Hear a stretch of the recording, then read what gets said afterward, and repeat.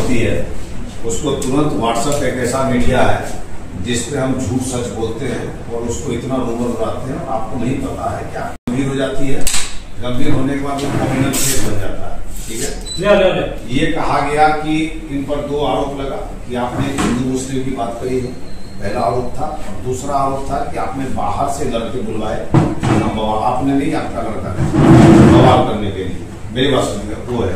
ठीक है, इस दोनों को लेकर यहाँ पे बड़े बड़े नेता हैं जो अपने आप को बहुत बड़ा स्मार्ट समझते हैं। उन्होंने जितना उन्होंने कोशिश करना था उन्होंने कोशिश की।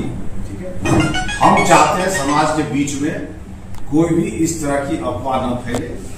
हर एक सोसाइटी में होता है कि एक व्हाट्सएप पर र्यूमर गिरोह होता है जो छोटी छोटी बात को बहुत बड़ा बनाकर र्यूमर फैलाने की कोशिश करता है। उसका लक्ष्य होता है कि हमें आरडब्ल्यूए को नीचा करना है कि देखो इसके आरडब्ल्यूए के राज में हो क्या रहा है। ऐसा होना नहीं चाहिए।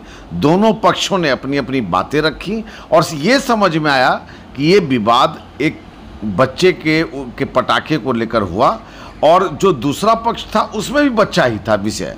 ये लग गया कि ये आपस का विवाद है, ये पारिवारिक विवाद है, बच्चों का विवाद है, जिसे कॉम्युनल राइट करने का, कॉम्युनल विवाद बनाने का एक वजह बताएंगे। और दूसरा ये बता दूं कि जितने बच्चे थे ये सभी बच्चे जो जिसको बाहर से गुंडे बुलाना कहा जा रहा था, ये सभी हमारे सोसाइटी के लड़के थे। आपस में बैठाकर इन्हें हाथ मिलवाया गया, बच्चों ने सॉरी बोली और ये सब एकजुट होकर एक परिवार की तरह सिप्रा परिवार जिसको हम कहते हैं, जो हमारा लक्ष्य है कि यहाँ शांति समृद्धि के साथ सभी लोग एक साथ जिए, हिंदू मुस्लिम सिख ईसाई और पूरा कश्मीर से कन्याकुमारी तक के लोग साथ रहें। मैं आपको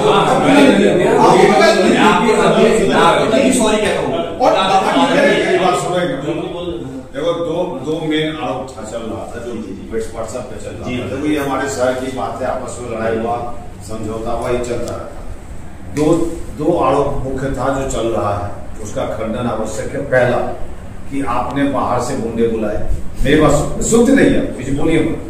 ये सारे बच्चे जो ये हमारे शहर के हैं और हमारे सामने हाफ पैंट में घूमते थे, कोई बाहरी नहीं है इसमें। ठीक है, इस चीज का खंडन हो जाना चाहिए, ये सब हमारे सिपरा का।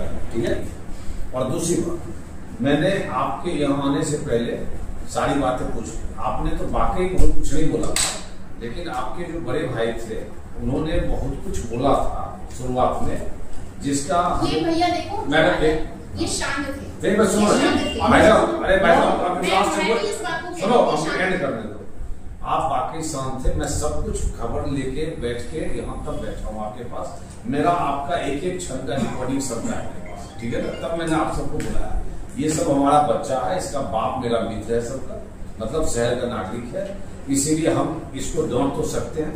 अभी सब खड़ा होकर सॉरी बोलेगा, माफी मांगे, मेरी बात सुनो। और दूसरी बात, जो आपके भाई ने बोला, ठीक है, वो चीज कभी भी कैसी भी परिस्थिति हो जाए, आज आपको एक बात बता देता हूँ, मैं 25 साल से शहर संभाल रहा हूँ और दुनिया भर के स्ट्राइक हुए हैं, दुनिया भर के राइट हो गए, दुनिया भर का विवाद हुआ है। हमारे शहर में एक बार भी इस तरह की चर्चाएं कभी हुई नहीं, इसलिए आगे भविष्य में भी करने की किसी भी परिस्थिति में जरूरत नहीं है। मैं आपको फैक्ट बताऊं, मेरे पास सारा रिपोर्ट है, तब हम बैठे हैं आपके। और आपसे किसी को भी शिकायत है भी नहीं। और सुनो, ये एक कॉम्युनल राइट नहीं था, ये एक बच्चों का विवाद था, इसे आप स्वीकार करते हो। इसीलिए आप सबसे निवेदन करना हो कि जो जिस ग्रुप में हो, इससे सारा हमारा बदनाम होता है। जो जिस ग्रुप में है आप उसमें एकदम देखिए, खोल के लिखिए, ये कोई कॉम्युनल राइट नहीं है, ये एक अपना हम भेजेंगे, रिपोर्ट बना भेजेंगे भी हम, ये जो है सो, और कोई ये लड़के बाहर के गुंडे नहीं है, ये हमारे शहर के बच्चे हैं। सो टोटल मैटर है मिसअंडरस्टैंडिंग, मिसकम्युनिकेशन।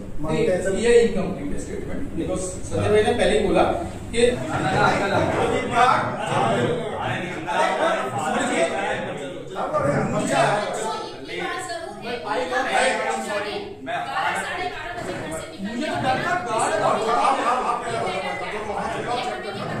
मेरी बात सुनो यार, मैडम सुनो, वर्मा जी,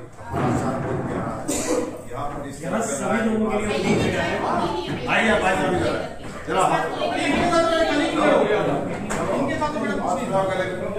जो मिसअंडरस्टैंडिंग था, होना नहीं चाहिए। बोलूंगी यहाँ पे मुस्लिम वाला कोई फैक्टर नहीं है, नहीं है। अगर भाई ने कुछ बोला तो